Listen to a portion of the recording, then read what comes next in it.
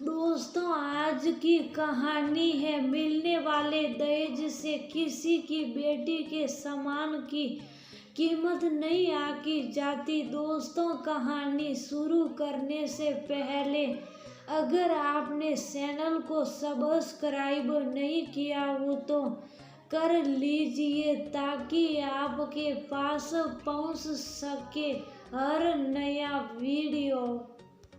उर्मिला जी को आज अपने किए पर बहुत पछतावा हो रहा है, जिसे वह अपने आंखों से आंसू बहा के कम करने की कोशिश कर रही हैं। लेकिन वो थाली कम होने का नाम ही नहीं ले रहा था। वह अपनी नफरत में इतनी आगे निकल गई थी कि सारे रिश्ते की मर्यादा को भूल गई थी। आंसू निकलने की कोशिश करनी भी चाहिए, क्योंकि जब उनके बेटे विशाल और पति लाल चंद्र जी ने उन्हें बहुत समझाया तब उनके ऊपर किसी बात का कोई असर नहीं हुआ और उन्होंने अपने हृदय को अपनी बहू साया की तरफ से हमेशा कठोर और कटु ही बनाए रखा। साया उनको एक आंख नहीं भाती थी। कारण भी क्या था? सिर्फ इसलिए कि उनकी बहू साया एक मध्यम परिवार की लड़की थी जो उनके उस कुलीन रुतबे के आगे कहीं नहीं अड़ रही थी। और यदि विशाल की शादी साया से कराई गई तो दहेज उन्हें अपनी हैसियत के अनुसार नहीं मिल सकेगा, जिससे सोसाइटी में और उनके दोस्तों में उनकी नाम छोटी हो गई। परंतु उन्हें अपने बेटे विशाल की जिद के आगे हार मानकर साया को अपनी बहू बनाना ही पड़ा। बेटे आगे वो हार तो गई, पर उर्मिला जी ने उस रिश्ते को कभी दिल से स्वीकार नहीं करा और वह जहाँ तक संभव हो सका हर वक्त और हर बात में अपनी बहू को पुरजर नीचे गिराने की कोशिश करती रही। वह अपनी बहू के हर काम में जानबूझकर कमियां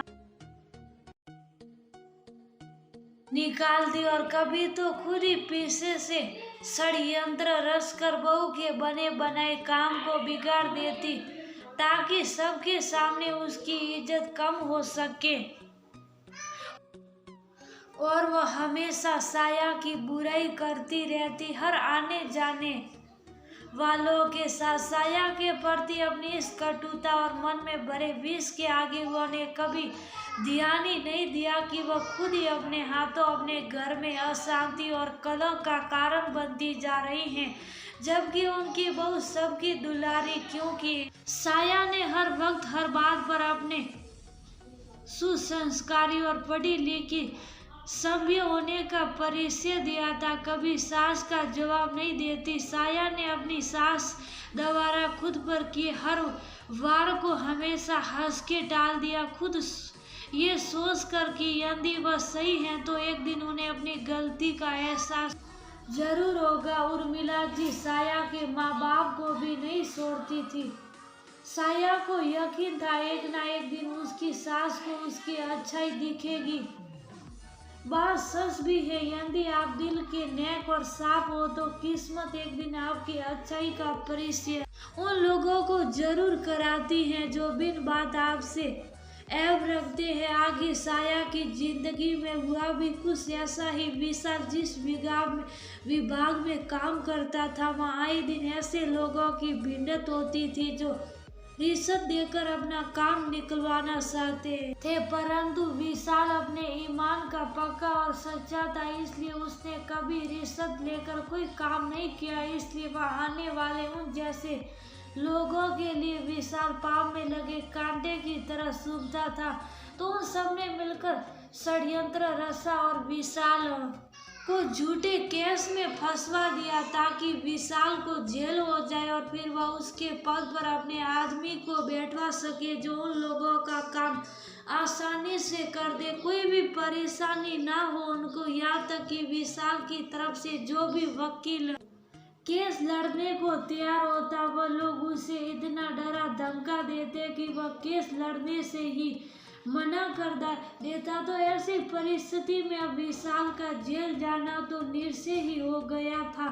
पूरे घर में सभी विशाल के लिए रोते और दिन रात मिलकर भगवान से प्रार्थना करते कि भगवान ने कोई तो रास्ता दिखाए तब साया ने आखिरकार अपनी सूबी तोड़ी और घर वालों से विशाल का केस लड़ने की इजाजत मांगी, क्योंकि साया ने वकालत की पढ़ाई तो कर ही रखी थी और प्रैक्टिस भी कर रही थी, पर तभी उसके लिए विशाल का रिश्ता आया था और वह विशाल को इतनी पसंद आई थी कि विशाल ने घर वालों को कह दिया था कि उसे कोई फर्क नहीं पड़ता कि साया गरीब खानदान से है या अमीर, वो शादी करेगा तो साया से ही, वरना किसी से नहीं।